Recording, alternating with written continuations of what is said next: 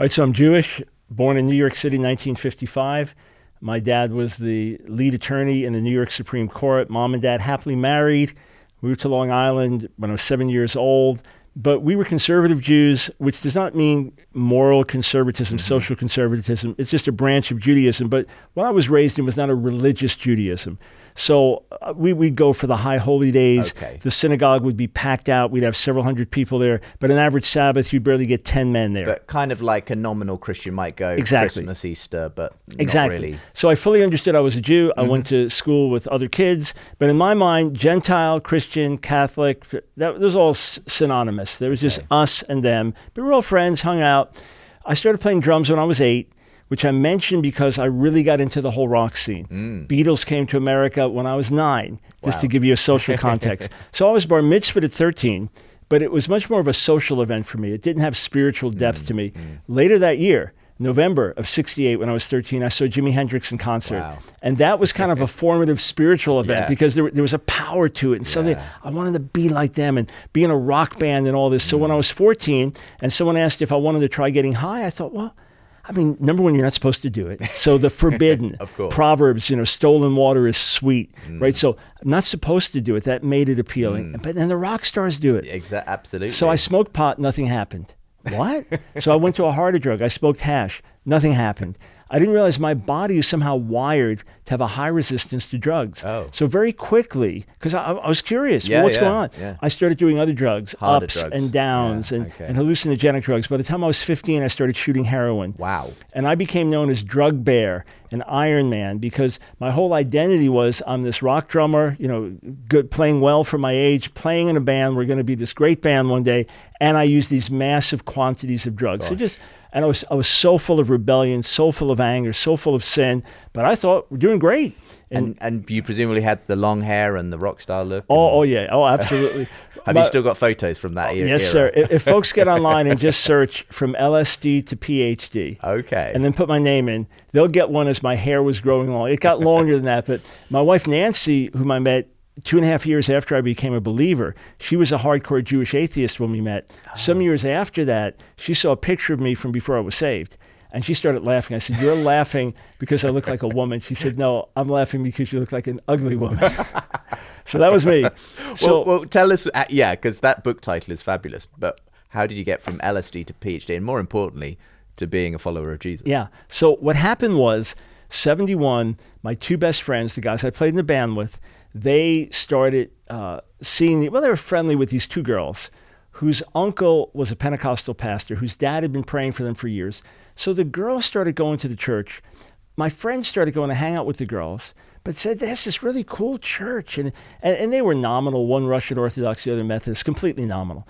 And the church taught a lot about prophecy and the end times. And we'd literally be sitting around getting high on drugs. And they'd say to me, "Yeah, there's going to be a beast with 7 heads and 10 horns is going to come out of a bottomless pit." We're sitting there hallucinating like, wow, that's in the Bible? But God started to change them. So I thought, enough is enough. This is going to tear our band apart. This is the way we're living. Drugs, rock, this is the whole scene here. So August of 71, I went to my first church service there. And a young lady then who knew me from high school wrote down in her diary, "Antichrist comes to church." I just saw her a few weeks ago, and she remembers well writing it down. So I wasn't just a drug user. I was a rebel. I was angry, and I was going to pull them out. Well, I thought, okay, fine. You have your way. I have mine, whatever. But they began to pray for me. I didn't know they were praying for me. I didn't know what conviction of sin was. But the very sins I was boasting about yesterday, today, conviction. Wow. I felt uncomfortable. I used to steal money from my own father. A friend needed a little help. I took some cash, and I felt like the worst wretch on the planet for doing that. And I didn't know what was going on. I tried using different drugs so I wouldn't stay up at night, and it was them praying for me. Finally, in November of 71, I went back to a service, and I just felt I should go.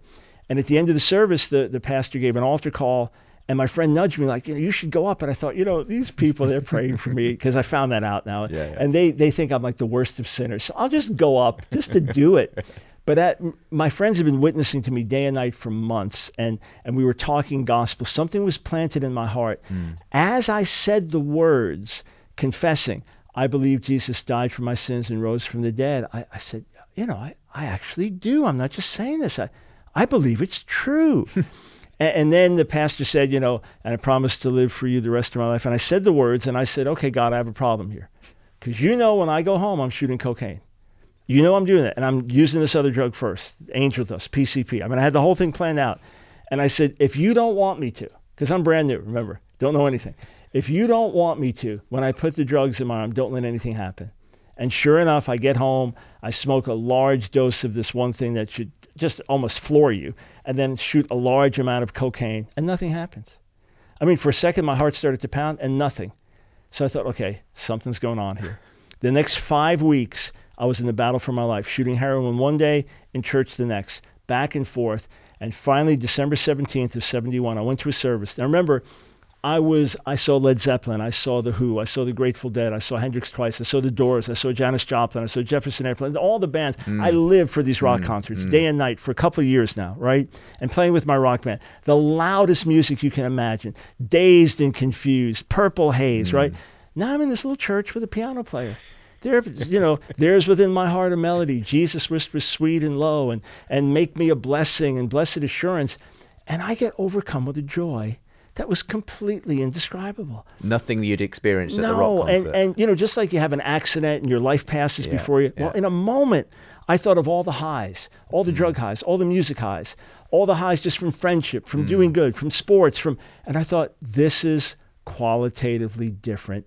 This must be what they call the joy of the Lord. And at that moment, I had this mental picture that I was filthy from head to toe, and Jesus washed me and cleansed me, put these beautiful white robes on me, and now I was going back out and playing in the mud. And I said, Lord, I will never put a needle in my arm again. And that was it. I was free. That was it. Completely free from that night on.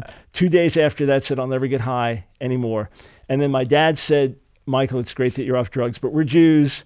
We don't believe this. That led to dialogue with rabbis, which led to me learning Hebrew and hence getting the doctorate in Semitic languages so I could better interact and understand these things and have solid intellectual academic responses. But that's how the journey began. That's how the journey began. What a story.